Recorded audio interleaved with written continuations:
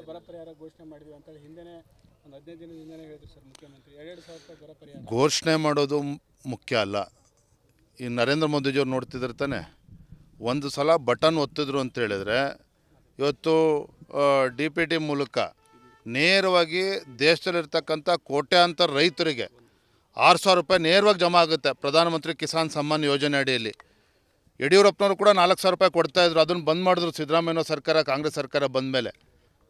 ಆದರೆ ಯಾವುದೇ ಕೇಂದ್ರ ಸರ್ಕಾರದ ಯೋಜನೆಗಳು ಇವತ್ತು ನೇರವಾಗಿ ಯಾವುದೇ ಮುಲಾಜಿಲ್ದೇ ಇವತ್ತು ಈ ಮಧ್ಯಸ್ಥರು ಯಾರೂ ಇಲ್ಲದೇ ನೇರವಾಗಿ ಬಡವರ ಅಕೌಂಟಿಗೆ ತಲುಪ್ತಾ ಇದೆ. ಅದೇ ರೀತಿ ರಾಜ್ಯ ಸರ್ಕಾರ ಮನಸ್ಸು ಮಾಡಿದರೆ ಪೇಪರ್ ಅಡ್ವರ್ಟೈಸ್ಮೆಂಟ್ ಕೊಟ್ಟು ಪ್ರಚಾರ ತೆಗೆದುಕೊಳ್ಳೋದಕ್ಕಿಂತ ನೇರವಾಗಿ ಫಲಾನುಭವಿಗಳು ದುಡ್ಡು ಮುಟ್ಟಬೇಕು.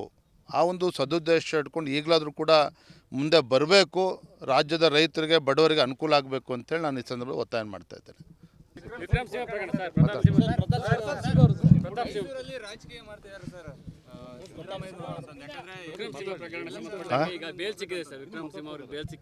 ನೋಡಿ, ಎಲ್ಲೋ ಒಂದು ಕಡೆ ಕಾಂಗ್ರೆಸ್ ಪಕ್ಷ ರಾಜ್ಯದಲ್ಲಿ ಒಂದು ಹತಾಶ ಮನೋಭಾವನೆಯಲ್ಲಿದೆ.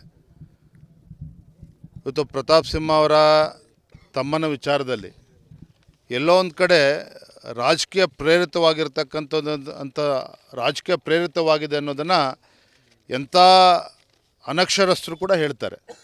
ಎಲ್ಲೋ ಒಂದು ಕಡೆ ಚುನಾವಣೆ ಮುಂದೆ ಬರ್ತಾ ಇದೆ, ಲೋಕಸಭಾ ಚುನಾವಣೆ. ಕಾಂಗ್ರೆಸ್ ಪಕ್ಷ ಆಡಳಿತ ಪಕ್ಷಕ್ಕೆ ಹಿನ್ನಡೆ ಆಗ್ತಾಯಿದೆ ಸಾಕಷ್ಟು. ಮೊನ್ನೆ 5 ರಾಜ್ಯಗಳ ಚುನಾವಣೆ ಫಲಿತಾಂಶವನ್ನು ಕೂಡ ತಾವು ನೋಡಿದ್ದೀರಿ. ಹಾಗೆ ಎಲ್ಲೋ ಒಂದು ಕಡೆ ರಾಜ್ಯದ ಕಾಂಗ್ರೆಸ್ ಪಕ್ಷ ಮತ್ತು ಸರ್ಕಾರ ಹತಾಶೆಯಿಂದ ಈ ರೀತಿ ನಡೆದುಕೊಳ್ತಾ ಇದೆ. ಪ್ರತಾಪ್ ಸಿಂಹ ಆಗಲಿ, ಅವರ ಸಹೋದರ ಆಗಲಿ, ಇದು ಯಾವುದಕ್ಕೂ ಕೂಡ ಹೆದರ್ಕೊಳ್ತಕ್ಕಂಥ ಪ್ರಶ್ನೆ ಇಲ್ಲ. ಅವ್ರನ್ನ ಎಲ್ಲವನ್ನು ಕೂಡ ಎದುರಿಸ್ತಾರೆ. ಈ ವಿಡಿಯೋ ನಿಮಗೆ ಇಷ್ಟವಾದಲ್ಲಿ ಲೈಕ್ ಮಾಡಿ, ಶೇರ್ ಮಾಡಿ, ಸಬ್ಸ್ಕ್ರೈಬ್ ಮಾಡಿ.